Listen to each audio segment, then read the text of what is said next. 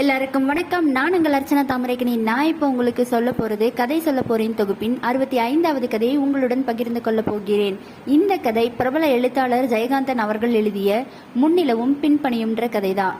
இந்த கதையில சில கருத்துக்களை ஜெயகாந்தன் அவர்கள் சொல்லியிருப்பாரு. எளிய நடைமுறையில நம்ம வாழ்க்கையில நிகழக்கூடிய மிக துல்லியமான விஷயத்த நெத்தியடி அடிச்சார் போல சொல்றதுல ஜெயகாந்தன் அவர்கள் வல்லவர். இந்த கதையிலையும் சில கருத்துக்களை நம்மளுக்கு நேரடியாவே புரிய வச்சிருப்பாரு. இந்த கதைக்குள்ள போகலாம் வாங்க. அந்த ஊர்ல அண்ணன் தம்பியோட ஒற்றுமையின் காரணமாகவே அவர்களோட பேரை சொல்லாம பெரிய கோனார் சின்ன கோனார் தான் கூப்பிடப்படுவாங்க. அப்படிப்பட்ட மிகப்பெரிய குடும்பம் தான் அந்த குடும்பம். பெரிய கோனாரோட மனைவி இறந்து போயிடுறாங்க. அதனால 30 வருடங்களுக்கு முன்னாடி இறந்து போறவங்களுக்காக தன்னுடைய எல்லா ஆசைப்பாசத்தையும் விட்டுட்டு சின்ன கோனாரோட வீட்டுக்கு பின்னாடி இருக்கிற ஒரு குடிசை வீட்டுல பெரிய கோனார் தஞ்சம் புகுந்துடுறாரு. தன்னுடைய மகன் 5 வயது சபாபதியும் சின்ன கோனார்கிட்டே ஒப்படைச்சிடுறாரு. சின்ன கோனாரும் அண்ணனுடைய மகனை தன்னுடைய பிள்ளையா நினைச்சு நல்லபடியா வளர்க்கிறாரு. ஆனா சபாபதி பெரியவனானதுக்கு அப்புறம் தன்னுடைய தந்தையுடைய சொத்துக்களை கொஞ்சம் கொஞ்சமா தொழில் செய்யறேன்னு சொல்லி முழுசாவே அழிச்சிடுறாரு. அதுக்கப்புறம் என்ன பண்றதுன்னு தெரியாம ஒரு கட்டத்துல பட்டாளத்துக்கு போயிடுறாரு. இந்த நிலையில தான் பெரிய கோனாருக்கு ஒரு பிடிப்பே இல்லாம போயிடுது. மனைவியும் இல்ல, மகனும் பட்டாளத்துக்கு போயிட்டாரு. மகன் பட்டாளத்துக்கு போய் 15 வருடத்துக்கு அப்புறம் திரும்ப ஊருக்கு வர்றாரு. அப்படி வரும்போது தந்தையுடைய கண்கள் சரியாக தெரியறதில்ல. தன்னுடைய மகனையே தொட்டு பார்த்து கையாளுறது மாதிரிதான் அவருடைய கண்கள் இருக்கு. அந்த சமயத்துல தான் தன்னுடைய மகனுக்கு மீனான்ற பெண்ணோட திருமணமும் செய்து வைக்கிறாரு. சில வருடங்களுக்கு அப்புறம் பாபுன்ற பேரனும் பிறந்துடுறான். பேரன் வர்ற வருஷத்துல அந்த 10 நாட்கள் தாத்தாவுக்கு, அதாவது பெரிய கோனாருக்கு ரொம்ப சந்தோஷமான நாட்கள். அந்த 10 நாட்கள் தான் தன்னுடைய பேரனுடைய செலவிடுற அந்த நாட்களுக்காக அவர் வருடம் முழுக்க காத்திருப்பாரு. தன்னுடைய பேரன் பாபு வந்ததும் அவனுக்காக வாதாமி, கற்கண்டு, முந்திரி பழம், முந்திரி கொட்டை, இப்படி அவர்கிட்ட இருக்கிற எல்லாத்தையுமே கொடுத்து மகிழ்வாரு. பாபு தன்னுடைய தாத்தாவை தாதா தாதா அப்படின்னு தான் கூப்பிடுவான். அவங்களான மீனா சொல்றாங்க, அவங்க தங்கி இருக்கிற இடத்துல ஒரு சர்தார் இருக்கிறதாகவும் அந்த சர்தார் கூட பாபு ரொம்ப க்ளோஸா இருக்கிறதாகவும் அவரை தாதா தாதான்னு கூப்பிடுறதாலதான் உங்களையும் தாதா தாதான்னு கூப்பிடுறான்னு சொன்ன உடனே பெரிய கோனாருக்கு கோபம் வந்துருது. தன்னுடைய இடத்துல யாரோ ஒரு சர்தார் இருக்கிறனால அந்த சர்தார் மேல சம்பந்தமே இல்லாம முகம் தெரியாதவர் மேல கோவப்படுறாரு பெரிய கோனார். இந்த முறையும் வந்து பட்டாளத்துக்கு மீண்டும் போயிடுறாங்க. மறுபடியும் அடுத்த வருஷம் தான் வருவாங்கன்றதால பெரிய கோனார் ரொம்ப மன வருத்தத்துல இருப்பாரு. ஒரு வருடத்திற்கு அப்புறம் மீண்டும் அவர்கள் வரக்கூடிய நாட்கள் வருது. ஆனா அப்போ ஒரு கடுதாசியும் சேர்ந்தே வருது. இந்த முறை அவங்க வரலன்னும் வந்ததும் தஞ்சைக்கு மீனாவோட பேரு காலத்துக்காக போறதாகவும் பேரு காலம் முடிஞ்சதுக்கு அப்புறம் வந்து இங்க 1 மாதம் தங்கி இருந்துட்டு அப்புறம் பட்டாளத்துக்கு போறதாகவும் கடிதத்துல எழுதப்பட்டிருக்கு. பேரன் இப்போ வரலன்னு நினைச்சு வருத்தப்பட்டாலும் இந்த முறை வந்து 1 மாதம் இருக்கிறதா தன் மகன் சபாபதி எழுதினால சந்தோஷப்படுறாரு பெரிய கோனார். அவங்க வர்றதா சொல்லக்கூடிய அந்த நாளும் வந்துடுது. அன்னைக்கு இரவு சின்ன கோனார் அவருடைய வீட்டுல படுத்திருக்கும் போது அவருடைய செல்ல பேரனான தம்பையா அவர் மேல ஏறி, தாத்தா நாளைக்கு பாபு வருவான் இல்ல, சபாபதி மாமா, மீனா அத்தை எல்லாருமே வருவாங்க இல்ல, நான் அவங்களோட விளையாடுவேன் அப்படின்னு சொல்றான். தம்பையாவுடைய அப்பா அம்மா யாரும் கிடையாது. அம்மாவும் இறந்து போயிடுறாங்க, அப்பாவும் கிடையாது. தாத்தாவுனையோட வீட்டுல தான் அவன் இருக்கிறான். மற்ற பேர பிள்ளைகள் இருக்கிற மாதிரி இல்லாம அழகாகவும் அறிவாகவும் திறமையாகவும் யோசிக்கக்கூடிய பையன்தான் தம்பையா. மற்றவர்கள் கிட்ட பணிவாவும் நடந்துப்பான். பெரிய கோனார் மட்டும் இல்ல, தம்பையாவும் பாபுவோட வருகைக்காக காத்துட்டு இருக்கிறான். இந்த சூழ்நிலையில தான் சின்ன கோனார் சொல்றாரு, இந்த வருஷம் அவங்க வரலையா, நாளைக்கு அவங்க நேராகவே பட்டாளத்துக்கு போறாங்களாம், மீண்டும் அடுத்த வருஷம் தான் வராங்கன்னு சொல்லி சின்ன கோனார் தம்பையா கிட்ட சொல்றாரு. அதை நம்பாத தம்பையா, நான் பெரிய கோனார் தாத்தா கிட்டயே கேட்டுக்கிறேன்னு சொல்லி வேகமா பின்னாடி இருக்கிற குடிசை வீட்டுக்கு ஓடுறான். அங்க பெரிய கோனார் இருட்டுல முந்திரி பழங்களை ஒரு விளக்கு வெளிச்சத்துல சுட்டுக்கிட்டு இருக்காரு. இவன் போனதும் யாரோ வர்ற சத்தத்தை உணர்ந்து யாரு யாரு அப்படின்னு பெரிய கோனார் கேக்குறாரு. அப்போதான் தம்பையா மெதுவா அவர் பக்கத்துல போய் உட்கார்ந்து, தாத்தா நாளைக்கு பாபு வரான் தானே தாத்தா அப்படின்னு சொல்லி கேட்கும்போது, இந்த வருஷம் அவங்க வரலையா, எனக்கும் சோகமா தான் இருக்கு அப்படின்னு பெரிய கோனார் சொல்றாரு. வருத்தமா தான் இருக்கு, ஆனாலும் நான் பார்க்காம விட மாட்டேன். இந்த வருஷம் நான் எப்படியாவது அந்த 5 நிமிஷம் ஸ்டேஷன்ல போய் பார்த்துட்டு வந்துட போறேன். நாளைக்கு ரயில்வே ஸ்டேஷனுக்கு போய் எப்படியாவது பாபுவை பார்த்துடணும்னு இருக்கேன் அப்படின்னு சொல்லி பெரிய கோனார் சொல்றாரு. உடனே தம்பையா கேக்குறான், தாத்தா நானும் வரட்டுமா அப்படின்னு சொல்லிட்டு. உன்னால முடியாது, நீ காலையில வர முடியாது, ஏன்னா காலையில ரொம்ப பனியா இருக்கும் அப்படின்னு சொல்றாரு தாத்தா. இருந்தாலும் பரவாயில்ல தாத்தா, நான் உங்களோட வரேன், உங்களுக்கும் பாதுகாப்பா இருக்கும், உங்களோட குச்சியை பிடிச்சிக்கிட்டு நான் வந்துடுறேன் தாத்தா அப்படின்னு சொல்றான் தம்பையா. சரி, உன்னால காலையில எந்திரிக்க முடிஞ்சா நீ வா, இல்லாட்டி நான் உன்னை விட்டுட்டு நான் மட்டும் போயிடுவேன் வெரசா ஸ்டேஷனுக்கு அப்படின்னு சொல்லிடுறாரு. என்ன தாத்தா பண்றீங்க விளக்குல அப்படின்னு கேக்குறான் தம்பையா. அப்போ சொல்றாரு, நாளைக்கு பாபுக்கு பிடிக்குமேன்னு முந்திரி கொட்டைகளை சுட்டுட்டு இருக்கிறேன் அப்படின்னு சொல்லிட்டு அவருக்குள்ள ஒரு தயக்கம் வருது. இந்த பையன் எதையாவது எடுத்து சாப்பிட்டுருவானோ அப்படின்னு சொல்லிட்டு அந்த கொட்டைகள் எவ்வளவு இருக்குன்னு எண்ணி வைக்கிறாரு கைக்குள்ளேயே. தம்பையா கேட்குறான், தாங்க தாத்தா நானும் சிலதை சுட்டு உரிக்கிறேன் அப்படின்னு சொல்லிட்டு. இவர் கொட்டைகளை கொடுக்கறதுக்கு தயக்கப்பட்டுக்கிட்டு, இருந்தாலும் பரவாயில்ல நானே சுட்டுக்கிறேன் அப்படின்னு சொல்றாரு. ஆனா தம்பையா திரும்ப திரும்ப கேட்கறதால எத்தனை கொட்டைகளை கொடுக்குறோம்னு எண்ணிக்கிறாரு.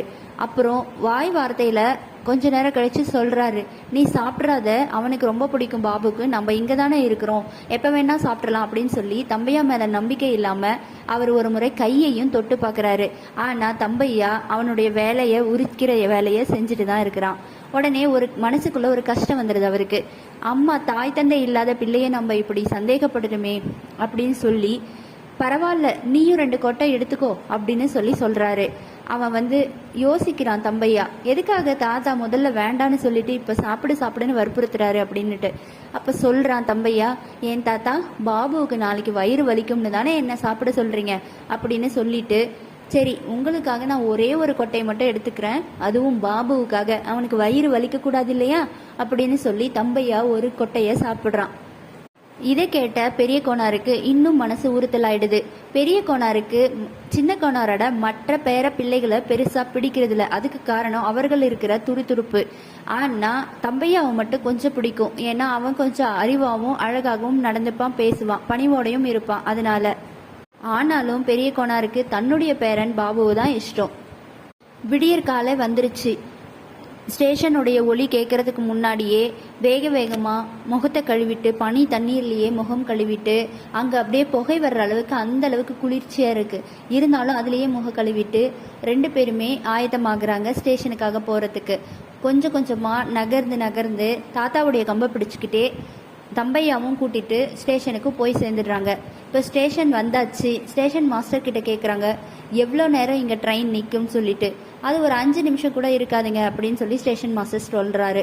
எப்படியாவது அதுக்குள்ளே எப்படி பாபுவை கண்டுபிடிக்கிறது அப்படின்னு சொல்லி ரொம்ப யோசிச்சுட்டே இருக்கிறாரு. அப்போ யோசிக்கிறாரு, இந்த ட்ரெயினில் எவ்வளோ சந்தோஷமாக பாபு தூங்கிக்கிட்டு வருவானோ, எந்த பெட்டியில் அவன் தூங்கிட்டு இருப்பானோ அப்படின்னு சொல்லி பெரிய கோனார் ரொம்ப தவிப்பாக இருக்கிறாரு. எப்போ அந்த 5 நிமிஷம் வரும், தன்னுடைய பேரனை பார்க்கலாம் அப்படின்னு சொல்லி ரொம்ப ஆர்வமோடு இருக்கிறாரு. அந்த நேரத்தில் தான் ட்ரெயினும் வருது. ட்ரெயின் வர சத்தத்தை கேட்டு ஆர்வமும் படப்படப்பும் அதிகமாகுது. தம்பையாவும் தாத்தா ட்ரெயின் வந்துருச்சுன்னு சொல்லி குதிக்கிறான். இங்கேயும் அங்கேயும் ஓடுறான். எப்படியாவது பாபுவை பார்த்துடுவோம் அப்படின்னு சொல்லி இங்கேயும் அங்கேயும் ஓடிட்டு இருக்கிறான். எந்த பெட்டிலையாவது அவன் இருக்கிறானான்னு ஆளுக்கு ஒரு பக்கமாக தேட ஆரம்பிக்கிறாங்க. பாபு பாபு பாபுன்னு அவனுக்கு ஹைட் எட்டாதனால இங்கேயும் அங்கேயும் ஓடி தேடிட்டு இருக்கிறான் தம்பையா. அந்த நேரத்தில் தான் பெரிய கோனாரும் கைத்தட்டு அப்படியே தடவிக்கிட்டே ஒவ்வொரு பெட்டியா தேடிட்டு இருக்கிறாரு. பாபு பாபு பாபுன்னு. முதல் மணி அடிச்சிருது. பாபுவை இன்னும் பார்க்கல. மறுபடியும் தேட ஆரம்பிக்கிறாங்க. ஒரு கட்டத்துக்கு மேல பாபுவை இந்த வருஷம் பார்க்கவே முடியாம போயிடுமோன்னு பெரிய கோனாரோட தவிப்பு இன்னும் அதிகமாகுது. பாபு பாபு பாபுன்னு அழவே தொடங்கிடுறாரு. 2வது மணியும் அடிச்சு முடிச்சிருது. அடுத்த செகண்ட்ல ட்ரெயின் புறப்படுற நேரம் வருது. அந்த நேரத்துல ஒரு சின்ன பையன் விண்டோ வழியா எட்டி பார்க்கறான். தாதா அப்படின்னு கூப்பிடுறான். அந்த நேரத்துல தாத்தாக்கு மனசு ரொம்ப சந்தோஷமாயிடுது. வேக வேகமா கிட்ட போகிட்டு அவர்கிட்ட இருக்கிற அந்த அவர்கிட்ட இருக்கிற அந்த முந்திரி பழம், கொட்டை, பாதாமி, கற்கண்டு இது எல்லாத்தையுமே வேகமா கொடுத்துடுறாரு. கொடுத்து முடிச்சதுக்கு அப்புறம் தன்னுடைய இடுப்புல இருக்கிற 1 ரூபாவையும் எடுத்து கொடுத்துடுறாரு. அந்த குழந்தைய தொட்டு தொட்டு பார்த்து ரசிச்சிட்டு இருக்கிறாரு. அப்போதான் அந்த குழந்தையுடைய அம்மா சொல்றாங்க, அதெல்லாம் வேண்டான்னு சொல்லு அப்படின்னு சொல்லி தாதா கிட்ட சொல்றாங்க அவங்களுடைய மொழியில. அந்த சின்ன பையன் வேண்டான்னு சொல்றான். அதுக்கு அந்த பெரிய கோனார் சொல்றாரு, வாங்கிக்கோப்பா, இதுல என்ன இருக்கு, வாங்கிக்கோ அப்படின்னு சொல்லி கொடுக்குறாரு. கொடுத்ததுக்கு அப்புறம் சரி வாங்கிக்கோ அப்படின்னு அவங்க அம்மா சைகையில சொல்லவும் அந்த சின்ன பையன் அதை வாங்கிக்கிறான். தாத்தாக்கு நமஸ்தே சொல்லு அப்படின்னு சொன்னதும் அந்த சின்ன பையன் வணக்க சொல்றான். அந்த நேரத்துல அந்த பெண்மணிக்கு தன்னுடைய அப்பாவுடைய ஞாபகம் வருது. ட்ரெயினோட 3வது மணி அடிக்குது. ட்ரெயின் கிளம்புறதுக்கு ஆயத்தமாயிட்டு இருக்கு. அந்த நேரத்துல இவர் கேட்குறாரு, மீனா சபாபதி எங்கே இருக்கான், எப்படி இருக்கான், தூங்கிட்டு இருக்கானா அப்படின்னு சொல்லி கேட்குறாரு. ஆனால் ட்ரெயினோட சத்தத்தில் எதுவுமே கேட்கறது இல்லை. இவருக்கு ரொம்ப சந்தோஷமாயிடுது. எப்படியோ பாபுவை பார்த்துட்டோம் அப்படின்னு சொல்லிட்டு ஒரு பெரும் மகிழ்ச்சியோட இருக்கிறாரு. ஆனால் உண்மை என்னன்னா அவர் பார்த்தது பாபுவே இல்லை, வேற ஒரு பையன். பாபுன்னு நினைச்சு வேற ஒரு குழந்தைய பார்த்தாலும் அவருக்கு அது பாபுன்னு நினைச்சிட்டு தான் இருக்காரு. பாபுவை பார்த்த சந்தோஷத்துல அவர் இப்போ இருக்காரு. அந்த நேரத்துல அப்படியே யோசிக்கிறாரு, அடுத்த வருஷம் பாபு வருவானா, பாபு வரும்போது நம்ம இருப்போமா, நம்மளுக்கு இந்த நிலைமை இருக்குமா, இல்ல இதை விட ரொம்ப மோசமாயிடுமா அப்படின்னு பல இதுல யோசனையில இருக்காரு. அந்த நேரத்துல தம்பையா ஒரு தும்மல் போடுறான். உடனே இவருக்கு ஒரு கோவம் வந்துடுது, என்ன இவன் ஒரு தும்மல் போட்டு இப்படி அபசகுணமா பண்றானே அப்படின்னு சொல்லிட்டு அடுத்த 2வது செகண்ட்ல தம்பையாவுக்கு இன்னொரு தும்மலும் வந்துடுது. வந்து நல்ல காரியத்துக்கான சகுனமாவும் மாறிடுது. உடனே பெரிய கொணர் சந்தோஷப்பட்டுக்கிறாரு. தம்பையா இவ்வளோ தூரம் கண் விழிச்சு கஷ்டப்பட்டு வந்தாலும் பாபுவை பார்க்க முடியல கடைசி வரைக்கும். ஆனாலும் பெரிய கோனார் சந்தோஷமா இருக்கிறத பார்த்ததும், வாங்க தாத்தா சரி வீட்டுக்கு போகலாம் அப்படின்னு சொல்லி கூட்டிட்டு போறான். பெரிய கோனாரோட கம்பை பிடிச்சிக்கிட்டு தம்பையாவும் பெரிய கோனாரும் அப்படியே நடந்து போறாங்க. இதோட இந்த கதை முடியுது. இந்த கதையுடைய கருத்து என்னன்னா, எங்கேயோ இருக்கிற பாபு மேல இருந்த பாசம் பெரிய கோனாருக்கு தன்னுடைய தம்பியுடைய பேரனான தம்பையா மேல இல்லவே இல்லை. தன் சொந்த பேரனான பாபு மேல அவர் காட்டின பாசம் இந்த கதையை கண் கலங்க வச்சாலும் தம்பையா தான் இந்த இடத்துல ஹீரோவா நிப்பாரு. பெரிய கோனாருக்கு தம்பையா மேல ஒரு பெரிய அளவுக்கு பாசம்லாம் கிடையாது. ஆனா தம்பையாக்கு தன்னுடைய தாத்தா 2 பேருமே ஒரே மாதிரி தான். பெரிய கோனார் சின்ன கோனார் 2 பேர்கிட்டயும் ஒரே மாதிரி பாசமா தான் நடந்துப்பான். சில நேரத்துல பெரியவங்க கிட்ட இல்லாத ஒரு பண்பு சின்ன குழந்தைங்க கிட்ட பார்க்க முடியும். அதுதான் இந்த கதையும் வலியுறுத்துது. எப்பவுமே நம்ம கூட நம்மளை தேடி இருக்கிற எந்த ஒரு விஷயத்தையும் நம்ம கண்டுக்கிறதே இல்லை. நமக்கு கிடைக்காத எங்கோ ஒரு மூலையில இருக்கிற விஷயத்துக்காக தான் நம்ம மனசு கேட்கப்படும். இந்த கதையில நான் புரிஞ்சுக்கிட்டது இதுதான். இந்த கதையில இருந்து நீங்க என்ன தெரிஞ்சுக்கிட்டீங்கன்னு கமெண்ட் பாக்ஸ்ல சொல்லுங்க. இந்த கதை உங்களுக்கு பிடிச்சிருந்தா நம்ம ஏடிஎஸ் ஹாப்பி வேர்ல்டு சேனலை சப்ஸ்கிரைப் செய்து கொள்ளுங்கள். நன்றி.